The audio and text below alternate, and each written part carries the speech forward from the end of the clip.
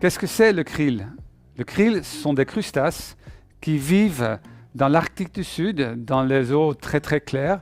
Là, ils sont pêchés et des krills, on produit de l'huile de krill.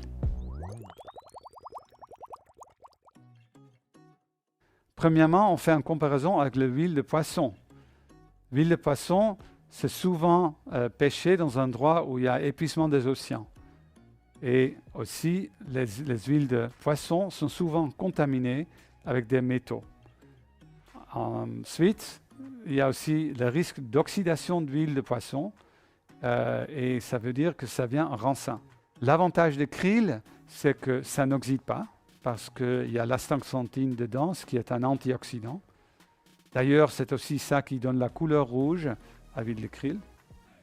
Aussi, il n'y a pas de contaminants dedans et c'est une pêche durable contrôlée par le World Wildlife Foundation.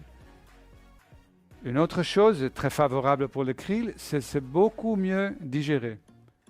Ça veut dire que à cause de phospholipides, alors les oméga 3, qui sont solubles dans l'eau, c'est-à-dire si on le prend, c'est directement digéré par l'estomac et directement utilisé par le corps. Avec l'huile de poisson, ce n'est pas le cas. L'huile de poisson, ça reste en haut de l'estomac et ça reste là toute la journée. Alors c'est souvent quand on prend des gélules d'huile de poisson qu'on a le goût de poisson toute la journée, tandis qu'avec l'huile de krill, on n'a pas ça. Comment utiliser l'huile de krill? C'est très facile. Tu prends 2 capsules dans la journée et tu prends plutôt avec le premier repas. C'est quoi la différence entre notre huile de krill et les autres produits sur le marché?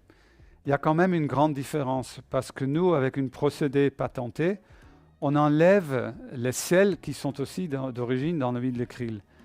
Et ce que ça donne, c'est qu'il n'y a plus d'odeur et en même temps, les niveaux de EPA, DHA, choline et astaxanthine sont plus élevés.